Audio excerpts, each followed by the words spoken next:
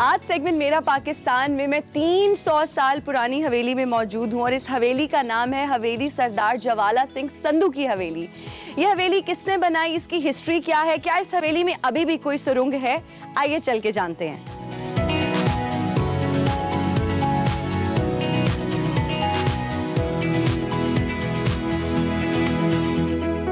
इस वक्त हमारे साथ इस हवेली के रहायशी सरदार सैफुल्लाह खान संधू मौजूद हैं। उनसे जानते हैं कि इस हवेली की हिस्ट्री क्या है। अस्सलाम वालेकुम, कैसे हैं आप? वालेकुम सलाम, अल्हम्दुलिल्लाह। आप सुनाएं, कैसी हैं जी? मैं बिल्कुल ठीक, अल्लाह का शुक्र।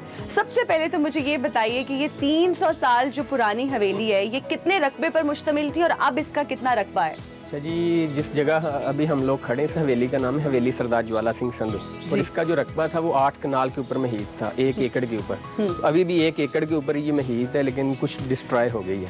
अच्छा, मुझे ये बताइए कि इंडिया के कौन से इलाके इस हवेली से नजदीक हैं? लाहौर जी हमें इधर से दूर डिस्ट्रिक्ट पड़ता है, इधर से जो नियरेस्ट सिटी है ना वो है अमृतसर। इधर से 13 से 14 किलोमीटर है डिस्ट्रिक्ट अमृतसर, जो इंडिया का एक बहुत मशहूर और पंजाब का एक बहुत बड़ा सूबा है। अच्छा। और सिटी कह सकती है अमृतसर। इसका जो नियरेस्ट पॉइंट है ना, ये बॉर्डर बेल्ट के ऊपर लास्ट पे हमारा गाँव पढ़ाना। इसके सामने जो गाँव है वो नौशहरा डाला गाँव है इंडिया का। जी जी जी। अच्छा, मतलब काफी ये दोनों करीब जी जी करीब है। अच्छा, मुझे ये बताइए कि सरदार ज्वाला सिंह संधू की क्या हिस्ट्री है, तारीख उनके बारे में क्या बताती है? अच्छा जी, सरदार ज्वाला सिंह संधू ना हमारे ग्रेट 4 फादर से, जहाँ से हमारी फैमिली ट्री स्टार्ट होता है ना, पेडिग्री, वो सरदार ज्वाला सिंह संधू से स्टार्ट होता है। तो अल्हम्दुलिल्लाह हम उनकी 8वीं पुश्त हैं जी। तो सरदार ज्वाला सिंह संधू ना महाराजा रंजीत सिंह की फौज के जर्नैल थे, मिलिट्री कमांडर थे, लाइक गवर्नर जनरल कह सकती हैं। और इसके साथ साथ उनके साथ एक स्पेशल रिश्ता ये भी था कि वो हम जुल्फ थे। उनकी जो बीवी थी रानी जिंदा, उनकी सिस्टर की शादी सरदार ज्वाला सिंह के साथ हुई थी। अच्छा, मुझे ये बताइए कि इतनी खूबसूरत हवेली है लेकिन अभी उस तरह से अपनी असली हालत में मौजूद नहीं है। कौन सी इसमें काम क्या हुआ है, दीवारें किस मटेरियल की बनाई गई, क्योंकि काफी चौड़ी दीवारें हैं? इसका जो मेजर एलिमेंट्स है ना जिससे ये तैयार किया गया है वो है जी चूना। अच्छा, चूना। चूना, और इसके साथ जो आजकल लेटेस्ट दौर के अंदर कहते हैं मड सीमेंट। अच्छा। लेकिन उस टाइम ये था जी मड सीमेंट मिलके बनता था जी 4 पाई बुनने वाला जो वाहन नहीं होता, वाहन जिसे पंजाबी में कहते हैं। उनसे डिफरेंट टाइप की दालें, दाल, माश, मूंग और डिफरेंट टाइप की जो पीनट्स होती हैं, उनका ये मिक्सचर हो गया चूने के साथ, तो फिर ये बिल्डअप हुई है। तो इसके अंदर 1 इंच सरिये का नहीं इस्तेमाल किया गया जी, डार्ट सिस्टम के ऊपर ये प्रॉपर तैयार हुआ है और टनों के हिसाब से, यानी कि वजन इसने ना उठाया हुआ है। अच्छा, इस वक्त हम लोग पिंड पढ़ाना में मौजूद है। मुझे बताइए कि इसकी हिस्ट्री क्या है, कितने साल पहले आबाद हुआ? अच्छा, ये आज से ना 5 से 6 सेंचुरीज पहले आबाद हुआ। और जो लफ्ज पठाना है ना, ये गुजर जो बरादरी या कास्ट है, उनकी एक सब कास्ट है, यानी अल सिस्टम है, या लकब कह लें, या और कोई ऐसा जो कहते हैं। हाँ जी। तो खल्लुस कह लें। ये पठाना गुजरों की एक गोत है जहाँ से, और ये सबसे पहले आके गुजरों ने आबाद किया था आज से 500-600 साल पहले। देन फिर ये जब महाराजा रंजीत सिंह ने रूल किया इस इलाके के ऊपर, और ये जब किया तो फिर ये स्टेट सरदारों को ना, पठानियंस को ये अलाट कर दी गई। अच्छा, जबरदस्त। तो ये जो हवेली, अभी इसको मेंटेन करने का कोई काम हो रहा है या नहीं? जी जी, हमारी जी चल रही है deal DG world city Kamran Lashari साहब से। अच्छा। और आर्कियोलॉजी डिपार्टमेंट के साथ ना हमारी डील चल रही है कि इसे प्रिजर्व किया जाए, इसे रिस्टोर किया जाए। ठीक है। अच्छा सैफुल्लाह, मुझे ये बताएं कि जब से ये हवेली बनी है तब से अब तक इसमें क्या तब्दीलियां आई हैं?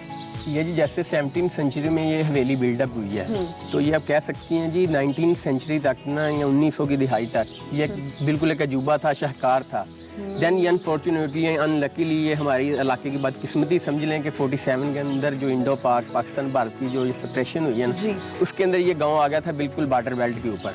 अच्छा। तो उसके बाद इसकी जो ये टूट फूट का शिकार हुई है, ये डिस्ट्रॉय हुई है, ये 1965 की वार में ना इंडियन आर्मी ने बरकी तक इलाका ऑक्यूपाई कर लिया था। जितने गांव थे, जितने विलेजर्स, उनको इधर ना कब्जे में कर लिया था। तो फिर बमबारी की वजह से एंड अदर लाइक उन्होंने इधर हवेली से ना कीमती दरवाजे, खिड़कियाँ, रियल और जैसी वो fresco type very expensive painting लगी होती थी, वो उखाड़ के ले गए थे कि माले जाएंगे जी, इनको समेट के ले गए।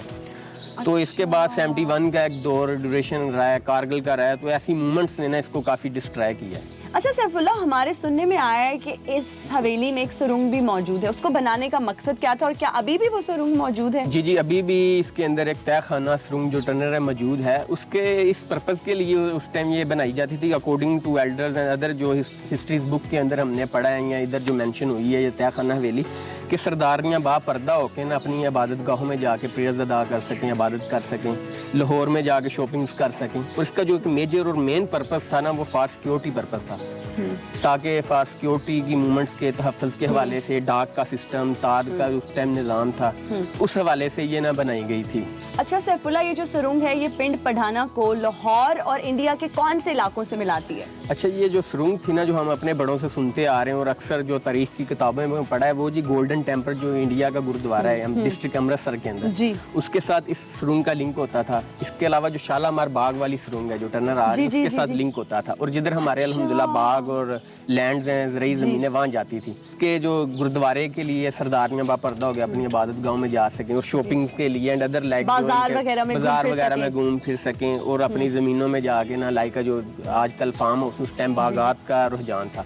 अच्छा मुझे ये बताएं कि ये हवेली कितनी मंजिलों पर मुश्तमिल है और इसकी छतों में कौन सा मटेरियल इस्तेमाल किया गया है? इस बिल्डिंग की जी 3 स्टोरीज हैं और इनके 100 से ज़ायद कमरे हुआ करते थे। बिल्कुल। और इसके अंदर 2 जो बहुत कॉस्टली और एक्सपेंसिव लकड़ी है ना, देवदार, दियार या ब्यार जो आजकल कहते हैं, हाँ, और संदल की लकड़ी, इनका इस्तेमाल किया जाता था क्योंकि इसको एक दीमक नहीं खाती। और ये अनलिमिटेड जो टन वजन होता है ना, वेट, वो कैपेसिटी रखती है, बेयर कर सकती है। इनकी छतें जो होती हैं उससे बहुत मजबूत होती हैं उनके। और ये बाला सिस्टम और फटे, और इनको छतीर कहते थे जी, जो पंजाबी में लाइक आजकल गार्डर या बीम सिस्टम चाह रहे, उस टाइम ये छतीर सिस्टम था। तो इसके अंदर ये बहुत जो एक्सपेंसिव कॉस्टली लकड़ी संदल और दियार की इस्तेमाल हुई है, जो आजकल विदाउट परमिट ना आप खरीद सकते हैं ना लगा सकते हैं। और दियार की लकड़ी जो है ना, मम्मी की अगर कोई जहेज की कोई चीजें हैं तो उनमें आज भी नजर आती है, और अम्मी ने वो बहुत अपने दिल के करीब लगाई होती है। जो इंचों के हिसाब से और किलों के हिसाब से मिलती है आजकल, और विदाउट परमिट और लाइसेंस वो आप अलाउ नहीं ट्रैवल करा सकते हैं आप उस लकड़ी। बिल्कुल ठीक हो गया। ये 65 से पहले ना एक बिल्कुल शाहकार हुआ करती थी जी, फिर अनफॉर्चुनेटली जो वार हुई है, बिल्कुल, तो उसके अंदर से डिस्ट्रैक्ट किया गया। फिर मेरे दादाजी ने ना अकेले ने इस्लाम कबूल किया था जी। जी जी जी बिल्कुल। तो उस टाइम उनकी एज छोटी थी, तो फिर वो लाहौर सेटल हो गए, जिसकी वजह से इधर लोकल जो विलेजर्स थे उन्होंने भी ना इसको काफ़ी डिस्ट्रैक्ट किया, डैमेज किया है। तो फिर एक लेक ऑफ कम्युनिकेशन कह लें या लेक ऑफ इधर वो रुझान कह लें, जो इंटरनेशनल व्लॉगर्स का या विजिटर का, टूरिस्ट का, वो नहीं रहा है। ठीक हो गया, ज़बरदस्त। हम उम्मीद करते हैं कि जो हवेली है, चलें अपनी असली हालत में तो नहीं, लेकिन जितना हो सकता है मैक्सिमम इसको रेस्टोर किया जाए और इसको जो है ना वो नीट कर दिया जाए,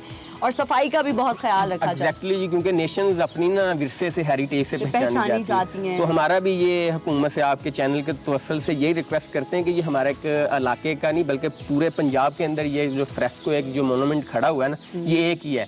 तो एक ये हेरिटेज है, विरसा है कौम का, पूरे पाकिस्तान का, तो इसको रिस्टोर करें, प्रिजर्व करें, इससे इलाके को प्रमोशन मिलेगी, ये रोड्स बनेंगी, रोजगार के मौके फराहम होंगे, इधर की लोकल जो अवाम है, टूरिस्ट इंडस्ट्री जो है वो फ्लरिश करेगी इंशाल्लाह। बिल्कुल जी।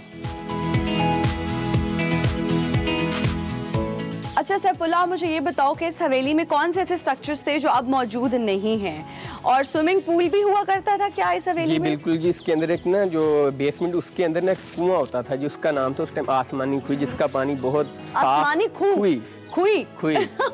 अच्छा। और उसका पानी बहुत नीट एंड क्लीन और ठंडा हुआ करता था। अच्छा, तो खुई क्यों थी, क्या छोटी थी साइज में? बस उसका नाम था जी, वैसे है कुआं था जी वो। अच्छा, कुआं था, ठीक है। तो इस बेसमेंट के नीचे ना एक फुवारा सिस्टम हुआ करता था, जिसके जरिए पूरी बेसमेंट को, उसके जो लिविंग रूम्स थे नीचे, उनको पानी सर्कुलेट करे। अच्छा। एंड अदर जो गर्मियों सर्दियों के लिए बच्चों के ना, वो नीचे के गर्मियों के अंदर वो नहाने के लिए, एंड अदर एक जो फुवारा सिस्टम होता है जी, एक खूबसूरती के लिए वो था। लेकिन इसके बाद वो डिमोलिश हो गया था, क्योंकि टूट फूट गया था। जैसे जैसे साइंस ने तरक्की की, बोर सिस्टम आ गया था, वाटर पंप्स आ गए थे, फिर वो कुआं या जो खुइयाँ होती थी वो फिलअप हो गई थी, जिसकी वजह से एक वो स्ट्रक्चर का जस्ट रह गया, लेकिन उस हालत में नहीं था जो पहले था। और इसके अंदर एक सबसे जो मेजर था ना, वो इसके अंदर रियल किस्म की पेंटिंग्स थी, फ्रेस्को टाइप की। वो फिर मौसम के हालात के साथ साथ जो बारिशें, अंधेरी, तूफान, इसकी वो प्रॉपर तो पेंटिंग्स यहाँ लगी हुई थी जी, लगी हुई थी। और वो इस टाइप की लगन के साथ साथ ये दीवारों के अंदर इनका ना वो इस टाइप का वो कलरफुल वो कलर लगाया था कि जिनकी मुद्दत थी 1,000 साल तक। अच्छा। लेकिन अनफॉर्चुनेटली जब केयर ही नहीं की, ना सफाई की, और नीट एंड असली हालत में नहीं रही हैं, जस्ट उनका वो हल्के हल्के आसार रह गए हैं, बाकी वो सारी ना डैमेज हो गई हैं। बहुत शुक्रिया सैफुल्लाह, हमें बहुत अच्छा लगा आपसे बात करके, और ये हवेली की हमने सैर भी की, बहुत खूबसूरत हवेली है, और हम दुआ करते हैं, उम्मीद करते हैं कि ये जो अपनी असली हालत में तो चले नहीं, लेकिन जितना हो सकता है इसको प्रिजर्व आप लोग टाइमली कर लें और